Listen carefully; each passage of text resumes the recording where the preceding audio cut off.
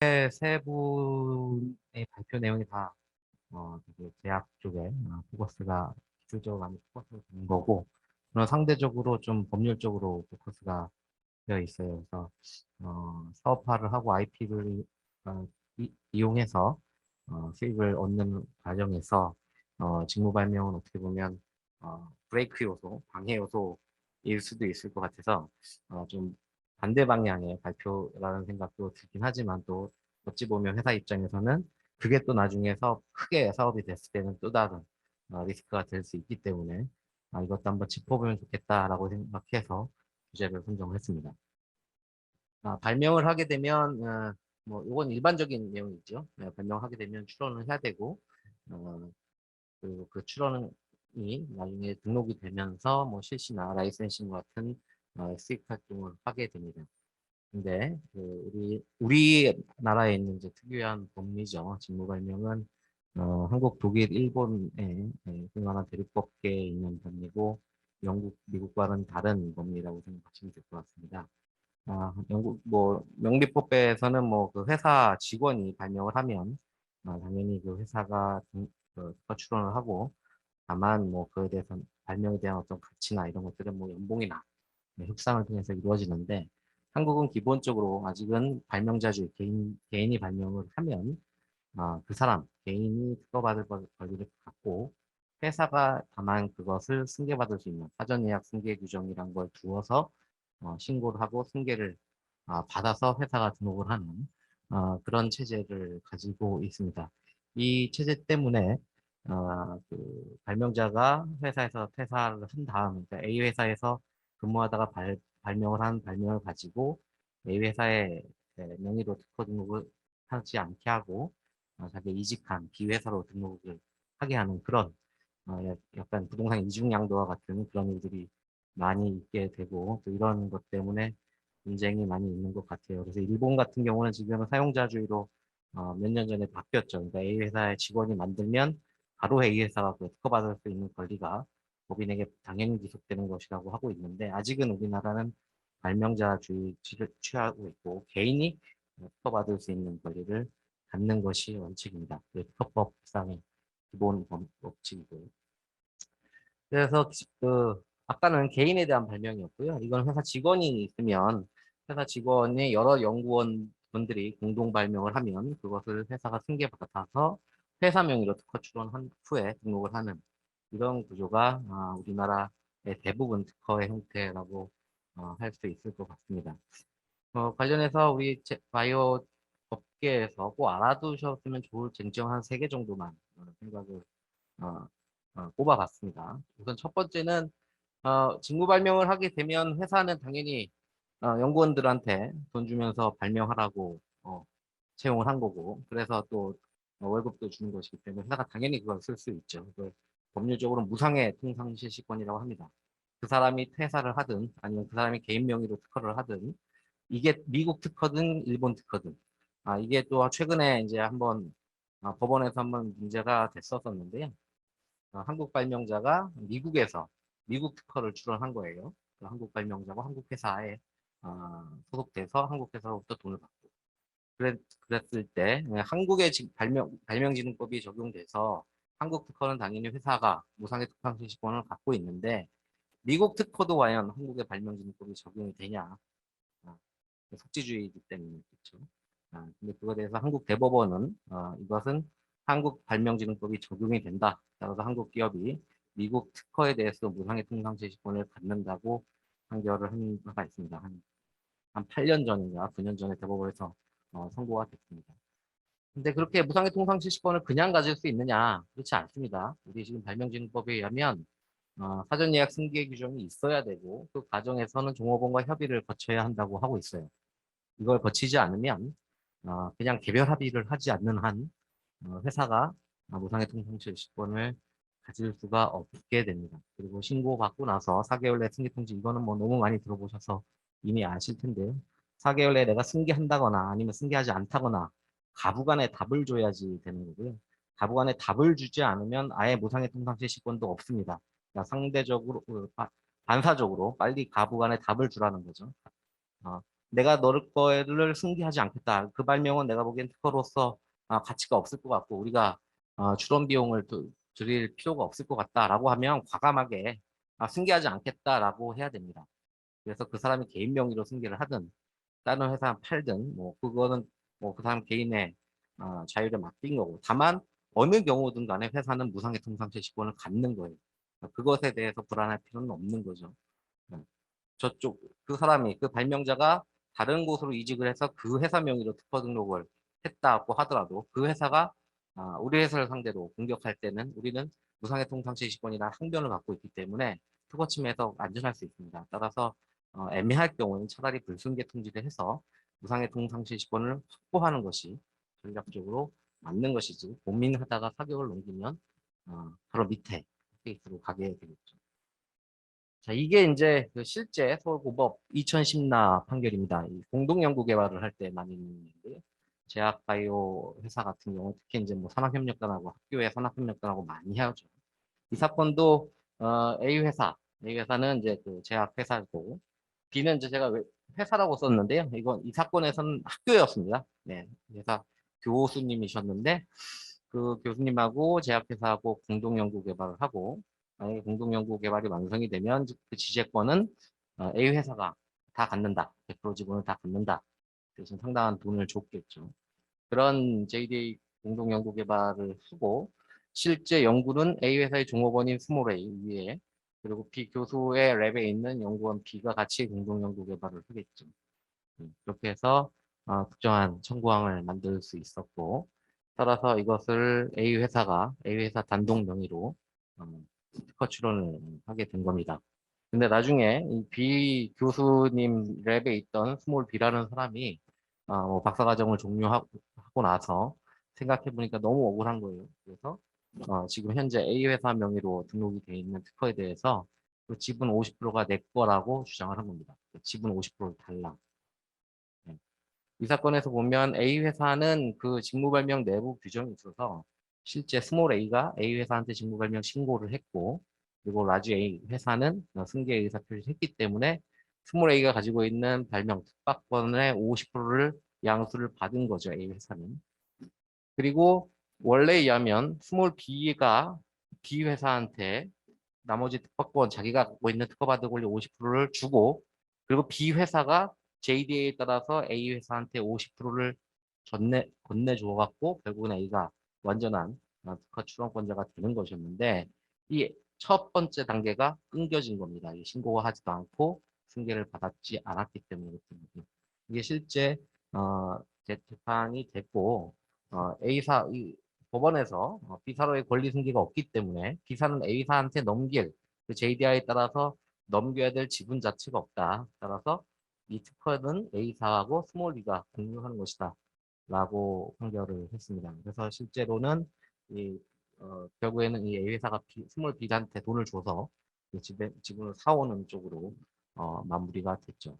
공동 연구 개발을 했을 때 그 우리 회사의 직무발명의 승계도 중요하지만 우리 사업 파트너가 과연 직무발명 승계 과정을 잘 거치고 있는 것인지 이 부분도 체크를 하고 진술보장 규정으로 좀 담보를 해놓는 것이 필요하지 않을까 생각합니다. 그리고 최근에 이제 손배 예정 규정도 많이 나오고 있는데요. 손해배상 예정 규정의 장점이 뭐냐면 이건 중요한 거니까 직무발명 장점이 아니어도 여러분들 라이선스 계약서나 아니면 이전 계약서 쓸 때 참고가 될 게 분명해서 말씀드리는데 손배 예정 규정은 한국에서 손해 발생을 입증하지 않아도 청구할 수 있습니다. 그게 정말 큰 것 같아요. 우리가 일정한 손해배상 청구를 하게 되면 손해 자체가 발생했다는 걸 입증을 해야 되거든요. 네. 근데 그게 쉽지가 않습니다. 생각보다. 네. 손해액을 입증하는 것도 어렵지만 손해 자체가 발생했냐 이것도 쉽지가 않아요. 저번 주에 했던 사건이 어떤 거였냐면 어느 의사가 자기가 퇴사하면서 의료 사진 같은 것들을 가지고 나갔는데 그걸 가지고 이제 손해배상 청구를 한 거예요. 이것에서 손해가 그래서 그걸 올렸다 SNS에 올렸다 따라서 이 회사는 그런 개인 사진을 막 올리는 회사구나 라고 소문이 퍼져서 해외 그 환자들이 오지 않았다라는 식의 이제 주장을 한 거죠. 해외 환자 수가 급감한 것을 손해로 주장을 한 겁니다. 근데 해외 환자가 급감된 건 아시겠지만 코로나 때문이 제일 큰 거죠. 그래서 그 부분은 사실은 손해배상 청구에 그 불법 행위를 위한 손해배상 청구 기각을 하면서 손해를 입증할 수가 없다. 근데 손배 예정 규정이 있어서 손배 예정 규정에 따른 금액을 인정한 사건이 있습니다. 그래서 라이센스에서 이런 부분, 직무 발명에 대한 그 보장에 대한 것들도 손배 예정을 두는 것이 좋을 것 같습니다. 마지막 이제 직무 발명 보상금 소송할 때 많이 나오는 얘기긴 해요. 직무 발명 보상금 하면 당연히 내가 발명자다 내지는 내가 발명의 공동 발명자 중에 포션이 높다 뭐 이런 식의 얘기를 하게 되는데 이게 이제 라이센스 할 때는 뭐 해외 회사 같은 경우는 실제 발명자가 누군지도 그 실사 대상이기도 하거든요. 그리고 그 발명자하고 인터뷰도 하기 때문에 발명자를 잘 쓰는 것도 결국엔 지금은 또 많이 쟁점이 되고 있는 겁니다. 지금 대법원에 의하면 그 실험의 과학이라고 하는 이쪽 화학 제약 발명 분야에서 발명자 기준을 대상 판례를 이렇게 설치를 하고 있습니다. 돈을 대거나 아니면 단순한 어떤 그 기획을 한 것은 발명자라고 볼 수 없고 실제 기술적 과제를 해결하기 위한 구체적 책상을 제시하거나 그것을 실제로 그냥 진행을 하면서 발명의 창출에 기여한 자를 발명자로 보고 있습니다. 이건 제가 다 설명드리기는 어렵고요. 한국하고 미국의 경우에 판례들을 보고 제가 좀 정리를 한 겁니다. 그래서 일정한 발명이 완성된 이후에 그 이후에 관여자는 발명자로 보기 어렵다. 그런데 어떤 유전자 가위에 대해서 팸 서열을 확인하는 그런 발명이 있다고 하면 그게 진핵세포에 들어가서 실제 돌연변이를 일으키는지 또 일으키는 팸 서열이 어떤 게 정도인지까지만 그것이 첨부항으로 구성이 되어 있으면 그것을 뒷받침하는 실험례만 있으면 그것은 발명이 완성된 것이고 그 이후에 뭐 AAV 벡터를 이용한다거나 아니면 플라스미드 벡터를 이용한다거나 이런 것들은 실제 아, 어떤 그 팸설이 확정된 이후에 인델의 어떤 효율성을 높이는 방법에 그 다음 단계의 발명일지 몰라도 그것은 적어도 이 팸서열을 확정하는 이 발명에 있어서는 발명의 완성 이후에 관여라고 보기 때문에 발명자로 보기는 어려울 것 같습니다. 최근에 이제 한미약품과 보령제약에서 직무발명 보상금 소송에서 판례가 인정했던 설치 내용들입니다. 보시면 시약물질의 개발 착수에 이미 EGFR 유전자 돌연변이 역적 활성 물질을 개발하고 있었다. 이 회사는. 그리고 이 그 연구원이라는 사람은 배당받은 유사물질을 합성하는 단순 합성하는 업무를 했기 때문에 그 사람은 발명자로 볼 수 없다. 따라서 발명자 보상금, 직무발명 보상금을 청구할 수 없다라고 하는 사건이고요. 밑에 보령제약도 비슷합니다. 2차 물질이 문제점을 극복할 수 있는 약물을 합성함에 있어 아이디어 내지 새로운 해결책을 제시하거나 실험 결과를 해석하는 등의 적극적인 역할을 수행해야 된다는 거죠. 단순히 그 실험을 했다라고 한다고 해서 발명자가 될 수 없다는 거고요. 중요한 건 이겁니다. 직무유행 신고할 때 발명자란에 다 쓰죠. 아까 잠깐 첫 번째 발표 때도 나온 것 같은데 특히 이제 대표이사들 이름 많이 쓰는 경우도 있어요. 오너 또는 연구소장들. 한국 문화에서 대리급 연구원이 발명을 하면 과장하고 부장 연구원급을 써줘야죠. 그래야지 승진이 잘 되니까. 그렇게 하는 것이 사실 우리 많이 있었던 일이고 아직도 한국에서 많이 있는 일인 것 같아요. 근데 이 법원에서도 그런 것들을 잘 알고 있어서 출원서의 발명자 기재란은 이걸 추정하는 효력이 없다. 실제 발명자를 추정하는 효력이 없고 처음부터 다시 심리를 하고 있습니다. 참고로 이게 왜 이게 많이 있었냐면요. 제가 2000 직무 발명과 관련된 컨설팅을 많이 했습니다. 뭐 대기업이나 여러 제약회사에 대한 직무 발명 컨설팅 하는데 이게 2016년까지인가요? 이게 비과세였죠. 직무 발명 보상금이 비과세였습니다. 세금은 안 내니까 오너들이 이 비자금이나 자기 어떤 가업 승계의 자금으로 이 보상금 제도를 많이 이용했어요. 그래서 여러 가지 폐단이 지적이 됐고 지금은 보상금에 대해서 지금 보상금에 대해서 또 과세를 하고 있습니다. 이게 뭐 좋은 건지 나쁜 건지는 잘 모르겠습니다. 옛날에 하여튼 그런 일이 있었다. 저희가 하여튼 직무 발령 관련된 제도 제안을 한번 말씀드리면 일단 발명자 판단 기준을 좀 구체화해 놓고 가지고 있어야 될 것 같습니다. 그 스타트업 단계에서도 임상 어느 정도 될 때도 그리고 발명이란 것이 직무 발명 신고한 이후에 그대로 청구한 걸로 꾸며지는 경우가 10%도 안 되잖아요. 이것저것 붙이고 청구한 한 6개 뭉쳐갖고 하나 만들고 또 고정하고 분할 추론하고 하면 결국에는 등록되는 청구항은 애초 신고한 거 엄청 달라집니다. 빠져버릴 수도 있고 아예. 그죠? 그 이후에 오해 과정에서 대응하는 그 기술적 사상이 차라리 들어가고 청구항으로 되는 경우도 있기 때문에 그런 경우에 발명자를 어떻게 판정하고 어떻게 우리가 보상금을 지급하겠다라는 장기적인 플랜에 대한 기본적인 프로세스는 마련되어 있는 것이 그런 것이 중요할 것 같습니다. 다만 회사 입장에서 봤을 때는 발명자들 내부의 관계는 회사로서 신경 쓸 건 아니에요. 회사가 발명자들한테 1억을 주겠다라고 하면 그것을 얘가 4천, 3천, 3천을 나눠서 갔든 2천, 2천, 2천, 2천, 2천, 5명이 뭐 2천씩 나눠 갔든 이건 내부 간의 관계 문제고 최악의 경우는 회사 입장에서 공탁해버리면 되거든요. 상대적 불합치 공탁이라고 합니다. 그런 공탁을 해버린 회사 입장에서는 보상금 채무는 벗기 때문에 그건 문제가 아닌데 발명자를 넣냐 안 넣냐는 되게 중요한 거예요. 넣냐 안 넣냐. 그 기준이라도 지금 정해 놓는 것이 필요하다 하겠습니다. 그리고 또 마지막에 추후 발명자 관련 문제는 결국은 증거 싸움입니다. 그래서 실제 너가 발명에 실질적인 기여를 했다라고 하는 것은 웹노트에 꼭 넣어놓고 적어도 이메일이나 우리 파일 공유 서버에 넣는 것이 의무다. 이런 것들도 사전에 교육이나 그 매뉴얼을 통해서 공지를 해놓는 것이 필요하지 않을까 그렇게 생각을 합니다. 마지막입니다. 직무발령 관련 제도. 네. 제가 옛날에 했던 사건이 바이오는 아니고요. 바이오 사건도 있긴 한데 어, S전자에서 엠팩 퓨전 특허 사건이 있었어요. 그때 삼성전자가 엠팩 퓨전으로 특허 풀에서 받는 엠팩 LA로부터 받는 금액이 매년 몇 조씩 됐죠.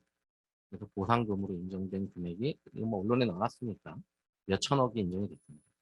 제가 그때 이제 제가 삼성전자를 대리했는데 법원에 따라서 보상금의 인정 범위가 완전히 레인지가 다릅니다. 정말. 일본에서 그 유명한 하지마 유지사 유지인가요? 이름도 까먹었네요. 일본 과학자들이 일본을 떠나라 그래서 총세계레비를 발명을 하고 2년 전인가 노벨상을 받으셨죠. 그분이 1심에서 인정된 금액이 되게 컸어요. 몇천억이었는데 일본에서 고등재판소에서 화해 공고한 금액이 10억이었나? 몇십억 단위였습니다. 네. 그러면서 이제 그 다음 화가 나서 일본을 떠나고 미국으로 유학을 가서 결국엔 노벨상까지 받으시게 된 건데요. 우리도 보면 1심에서는 3,200이었는데 항소심에서 2억 5천, 8, 7배 정도가 뜨죠. 이거는 금액이 작으니까 이 정도인데 그게 뭐 3,200이 아니라 3억 여천이었으면 저 위에 거는 25억이 되겠죠. 이 문제가 생긴다는 겁니다. 보상금에 대한 규준을 안 두면 우리가 벌 수 있는 금액의 상당수가 결국은 리걸 피로 나누고 그건 또 보상금으로 나누게 되는 거죠. 그렇기 때문에 회사 입장에서는 보상금에 대한 기준도 마련해 둘 필요가 있어요. 이게 되게 획기적인 판결이에요. 저 개인적으로 되게 획기적인 사건이라고 생각하는데 직무범위 보상금을 하면 회사 입장에서는 자기 특허를 죽이려고 해요. 네. 어차피 쓸모없는 특허였는데 보상금까지 줘야 되는 그런 특허가 되면 어떤 주장을 하냐면 그 특허는 독점성이 없다. 무효 가능성이 높다. 라는 주장을 합니다. 밑에.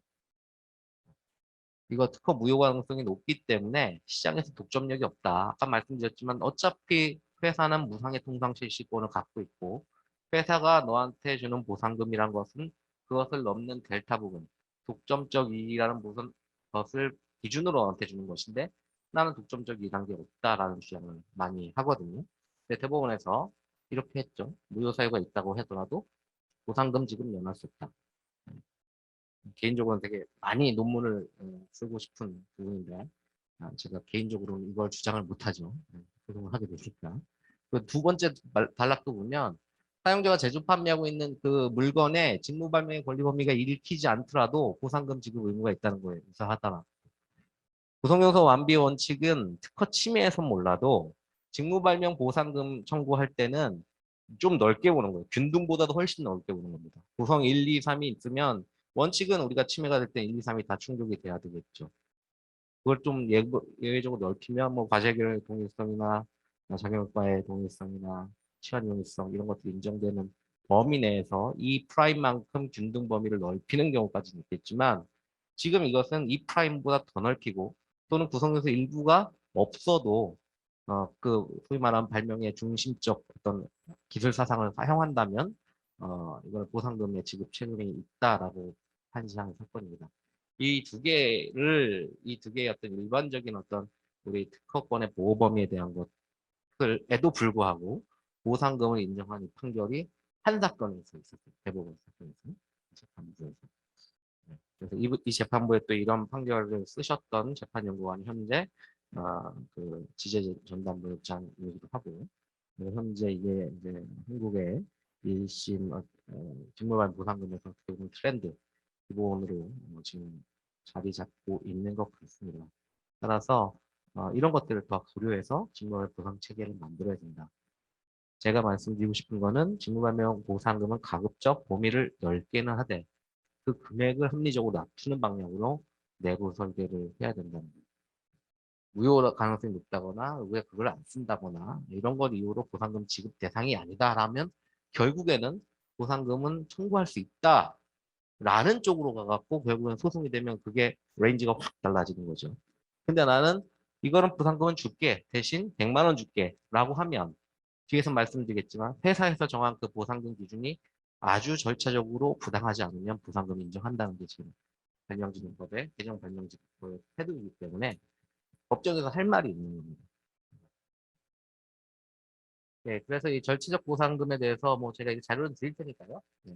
그 발명기능법 15조의 6항에 따르면 2항부터 4항까지의 절차적 규정을 갖추면 회사가 정한 보상금 규정은 존중하겠다는 거예요. 협의를 하고 신고 승계와 관련된 뭐 이런 것들을 제시를 하고 위에 세 개입니다. 보상 규정을 제시를 하고 그리고 협의를 하고 규정을 만들 때 동의는 이제 예외적인 거예요. 불리하게 받을 때 동의하는 겁니다. 예컨대 등록보상금은 50만 원인데 30만 원 내릴 때 이런 것들이죠.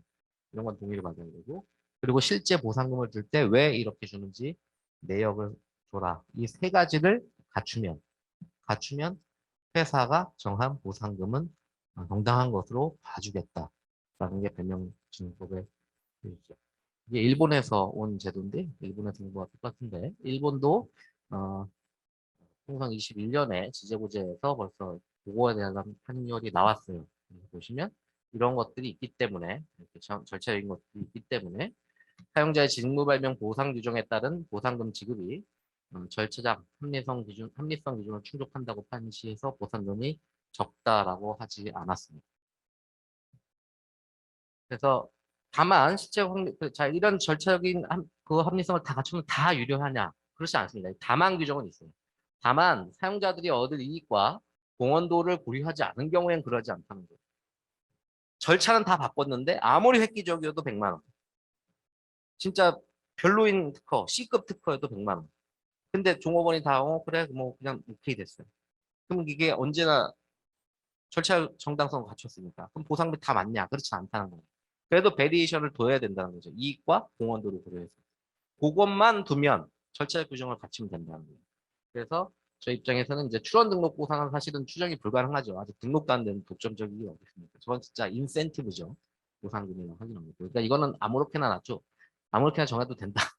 심지어 저는 그렇게 얘기를 합니다. 아무렇게나 정해도 되는데 실시하고 처분 보상, 특히 라이센스나 그 기술을 매각하는 부분에서는 사용자 이익이 딱 드러나잖아요.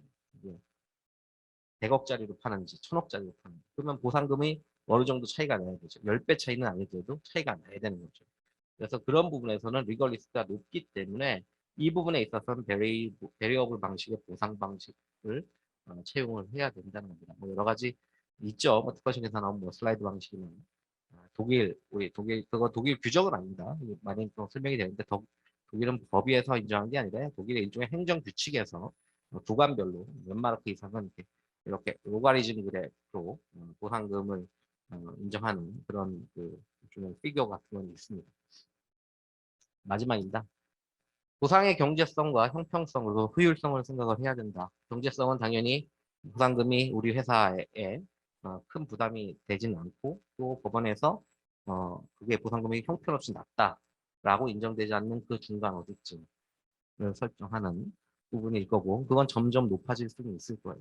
높아질 수는 있는데 그걸 제가 보기에는 마련해 두는 게 좋을 것 같다. 특히 바이오 스타트업 같은 경우는 지금은 이렇지만 예컨대 우리 회사 매출액이 어떻게 되면 직무별 보상 규정은 다시 재논의하기로 한다라는 단서를 달아두면 적어도 현재의 그 회사가 정한 보상금 규정이 실질적 정당성을 크게 훼손한다라고 판시는 하진 않을 것 같아요. 제 혼자. 그리고 보상의 형평성의 문제입니다. 이게 이제 큰 회사에서 많이 있는 문제인데요. 삼성 같은 경우는 이제 IM 부서나 DS 부서는 상여를 많이 받아요. 실적이 좋아서.